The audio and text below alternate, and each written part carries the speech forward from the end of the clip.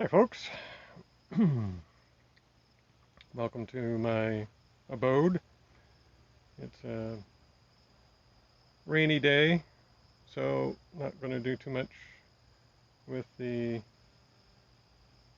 chopping and brush clearing, although a good portion of that is already done. I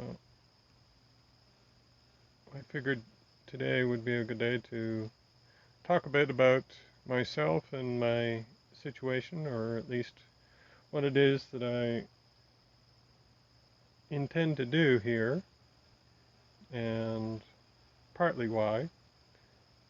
There's going to be a whole series of videos, I would think, that will go into details of the various aspects of, financial reasoning and why I'm building the particular way I am, just the approach overall. For now, though, what I'm doing is sitting inside one of those cheap car tents. And let's see if I can see. I'm getting used to this gimbal thing. I needed a nice quick way of sheltering my tools and myself when the weather was inclement, or trying to get out of the direct sunlight, because it can be pretty fierce at times. And there's my faithful Pepper, my love of my life. She's a constant companion. She's still getting used to the place. She's not really sure whether she likes the place or not. I mean, she hasn't really had any opportunity to take ownership of it. And I'm always a bit leery of letting her out of my sight just now, especially since we're not actually staying here for any length of time. It's just a few hours at a time. We are still at the Candle Lake campground. That's where my trailer is. So, and I'm going to be there for at least another couple of months. I do have a deadline though, because it's a 3-season campground, so by the end of October I have to be out of there, which means I have to be here.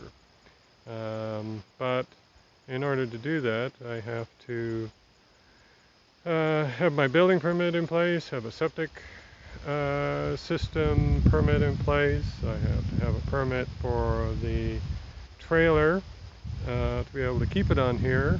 I'll be living in it at least this winter while I start building.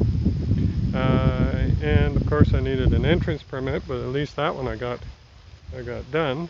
You see in the background here, there's the entrance. And so I've got it all dug out, and what I need to do now is fill it full of gravel. And I'll get that on Monday. Today is Saturday.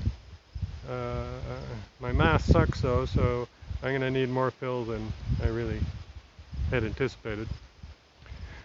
But let me show you where I think I'm going to build. And I'm going to turn the camera around so that you don't have to look at my face all the time. So here we are. It's the same spot, but I'm looking, you are looking in the opposite direction. And I'm more, let's see, that is south. So there's my shelter for now. There's the entrance, and that's at the north end. And that's the camp road. And let's see, down that way is the Ridge at Manitou Golf Course, and it actually is all in behind, and my property backs onto it. So this roadway was already here, and I've just All this brush I cleaned out. You'll have seen that video and all that stuff up there I did just recently. And then where I have here, this nice big open area, there is a channel down there that drains out to the road, and everything goes uphill from here, up a fair ways back there actually. Let's see if I can get it. It goes quite a ways up back there, and at least on that side of the road, and then it slopes this way down. There's quite a channel. It goes down through here and down behind my shelter and then down to the road. So I can't go any farther really there. I don't want to interrupt that. And if I clean that out, and it could look quite nice actually. But right at the moment I think I'm going to put the trailer here for the winter. And I'm going to build a shelter over top of it. Just a pole barn like thing.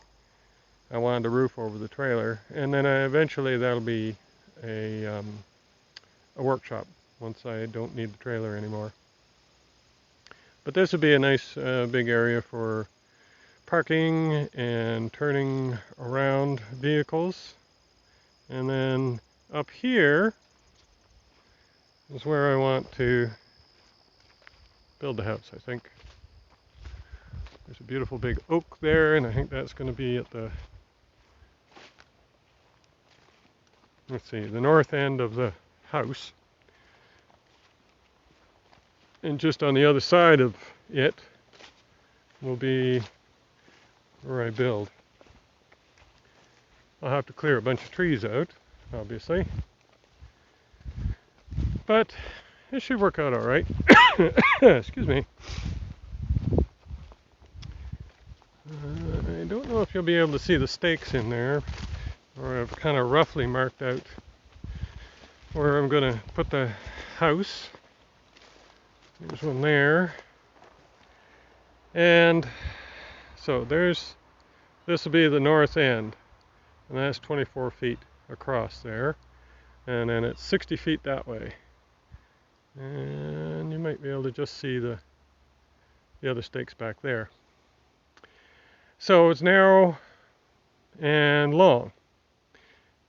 Now I'm probably going to shift. I'm going to use that point back there as an anchor, and I'm going to rotate this out this way so it lines up a little bit more like this rather than what I've got it now, because again that's south, and I want as much of the long front of the house facing south as possible. So all of these trees, and these are all hemlocks in here. Well, that's a maple, I think. Yeah, that's a maple. Over there is a cedar tree. I'll get rid of that. Most of it's all pretty young stuff. So I'm not adverse to taking that down. There's a hemlock here, and it's not a particularly healthy one, and I'm going to take that one out. There's a lovely oak there that I think is fine. Down here a little bit further, so this will be the south end of the house, but it's on the other side of the driveway here. There's another scrawny hemlock here, and then that oak is actually dead. So I'll take that one out too.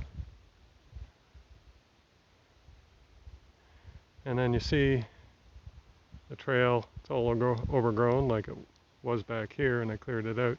But that goes up the hill and then over and down, and then at the back there is the golf course.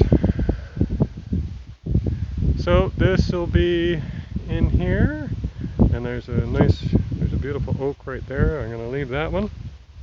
A lot of the big oaks I'm hoping to leave, especially the healthy ones. And I don't really want to worry about these falling on me, so That one's a nice big one. Nice and straight. Goes way the hell up there. But it's kind of biased to fall that way or down that way, so I'm not going to have to worry about it hitting the house. So all in here is I'll have to clear out. Now this is still all kind of theoretical because I could clear this out and find that it's just impossible. I get rid of all this trash on the bottom and scrape down a little bit, and it could be just unworkable. Hopefully not. I certainly don't want to have to put a whole bunch of fill in here because that's just going to add expense that I want to avoid. Now the other big question, obviously, well maybe not for you, it's not obvious, but for me, is a septic system. So I'm on the kind of the flat area where the house is, and then it dips down here.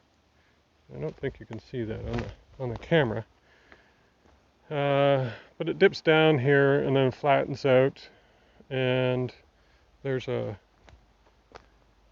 right here, there's a good 3-inch drop right here where all these rocks are. And in theory, I'm hoping to be able to put a tank here and then fill over that way because I want a gravity-fed system, not one that is dependent on electricity. And then the big deal, though, it's not so much the tank, is the weeping bed itself. I might be able to go out that way, kind of north and down that way, or over this way, down that way. Now the big question is whether I want to put a septic system in at all. I'm actually leaning towards a gray water system and a composting toilet. Really, that kind of makes sense for me because I'm only going to have one toilet, and the only thing that you need to put in a black water system is your feces. Urine is more or less sterile, so it can go in a gray water system as well. So I have one toilet, and putting in a septic system for a bunch of poop from one guy most of the time,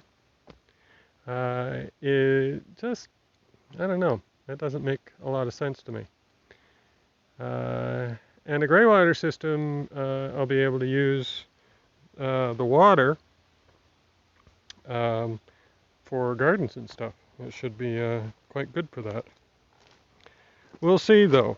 I know the regulations here allow for a gray water system, so that might be it might be workable. It really depends on the price, of course, the costs. Oh, we're getting a little bit of sunshine out now. Now the other thing is a well, and I'm thinking in the interim, before I drill a well, if I ever drill a well, I'm going to do a shallow well here. I'm just going to dig down as far as I can in this low spot and do a temporary well here. I'll get a big culvert and shove it into the hole as far as I can, and that should give me a reservoir of water to work with, and that'll be inexpensive as well, at least initially. I haven't witched the area, so or dowsed for a well yet. I will do that sometime soon. I prefer using a pendulum rather than a stick or wands, and you need a calm day for that. So I'll wait for a little while, and it really is too wet. I'd like a nice dry day to do that in. So this is heading back north again to my temporary shelter, and there's my pepper. And for this winter, certainly, the idea of sticking in a temporary well would work nicely for me here. And I have another low spot over here where I might be able to, there's good standing water here. If I dig a big hole here, shove a culvert in, and I do have up the hill there, somebody left behind a big piece of plastic culvert, and I might be able to use that. And that should be useful for water for this winter, even if it's just for cleaning and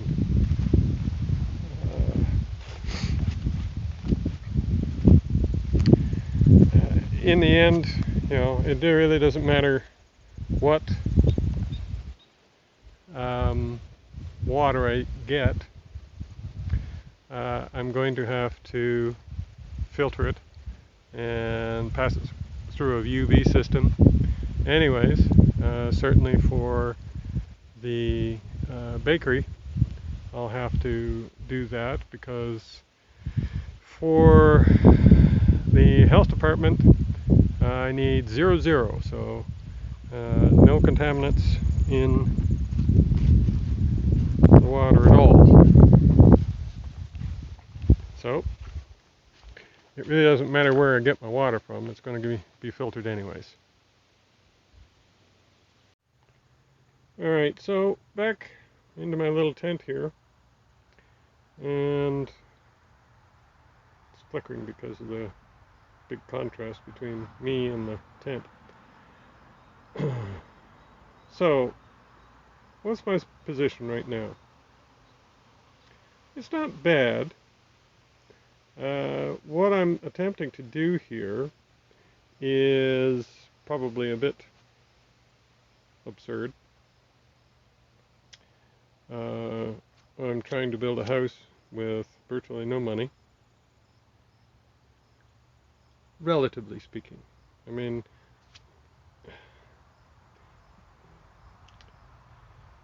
I'm in North America. I live pretty comfortably when it comes right down to it. I live in Canada, which means I'm pretty damn safe too. So the stumbling block, I guess, is between labor and cost of materials and all the regulations and permits that are required. You really can't build a house if you're hiring contractors and subcontractors and whatnot for, I mean not a special house, but if you don't have $400,000 or $500,000, it's pretty difficult to build a house, if not pretty much impossible. But I'm going to try and do that because I don't have $400,000 or $500,000, and I have no intentions of going into debt. I'm 66 years old. I'm newly divorced. I'm not going to talk about that. Partly because my wife doesn't have an opportunity to speak her mind, and quite frankly, I'm not about to invite her. But also, divorce seems to be so common now. You're all familiar with it. And any reasons or excuses you hear from me, you've heard before. So why bore you? In any event, I had to sell the property where we were, and I have half the proceeds.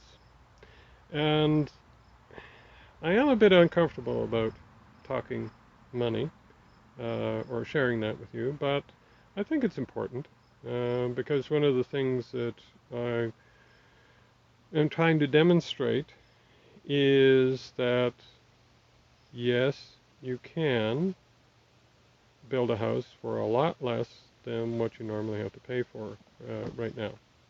Again, that's theory, because at the moment I have no idea whether I'm going to pull this off or not. I will. It's a matter of how long it's going to take me, because there is kind of the rub. I can borrow a whole bunch of money and snap my fingers, and within less than a half a year, I can have a nice house to live in. But then I'm going to be saddled with an enormous debt, and quite frankly, I'm not going to be able to afford that anyways. Bank's not going to give a guy like me that kind of money. I have an old age pension, $1,000, well, $1,100 a month. That's what my government pension is. I have had $170,000 to work with. This property cost me $60,000.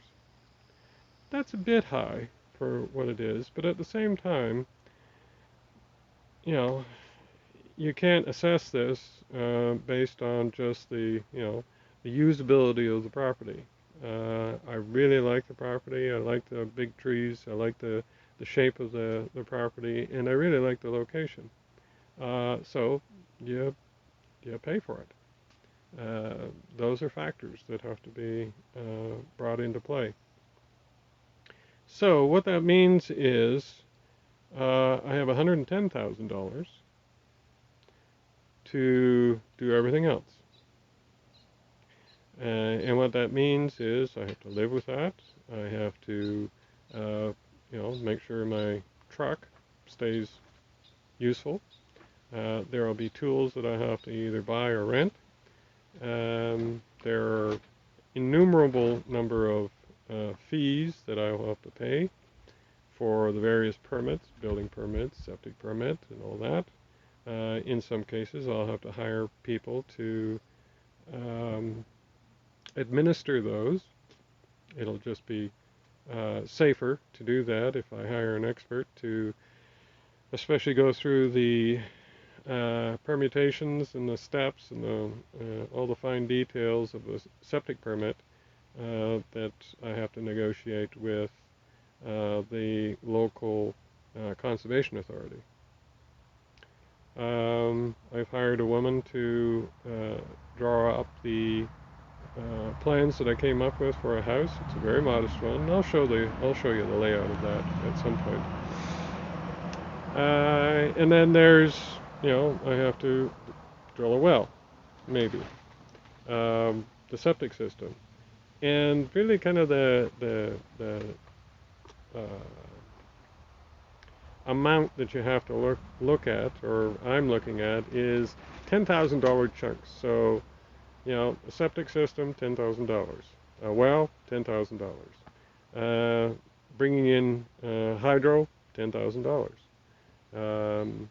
My entrance is breaking the rule. It's only going to be like $5,000 for the fill that I'm going to have to put in. But sizable chunks of money. That all has to come out of that $110,000. Then what I've allocated for the actual materials for the house itself is $60,000. What this, and essentially, the money's all gone. There's a couple of big tools that I want to buy. I will buy an old backhoe.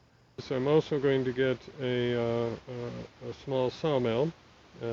Hopefully, my dimensional wood I'll have to buy because it'll have to be graded properly. But things like the interior siding or wall covering, I really don't want to put drywall inside. I can do that, and I have a whole bunch of other projects, even the furniture and the interior walls and things like that. I should be able to use my own wood for. And so the trees that I'm going to cut down on the side of the house, those I'll slab up and put to use. And there's furniture and things that I'd like to build as well. I have good ideas for that. The backhoe will be, I'll be able to use it as essentially as a crane to load logs onto the mill, that sort of thing. And then of course, I need to buy the materials for the bakery oven. Most of the equipment for the bakery I already have, but I need a whole pile of fire brick, so I have to buy that. So over the next, couple of years, I guess, you and I are going to discover just how far I can get with that little bit of pile of money, and it's all going to disappear. I just have to get used to it. I'll tell you what, I hate spending money. I absolutely do. There's all sorts of things that I look at and I say, ooh, wouldn't I love to get that?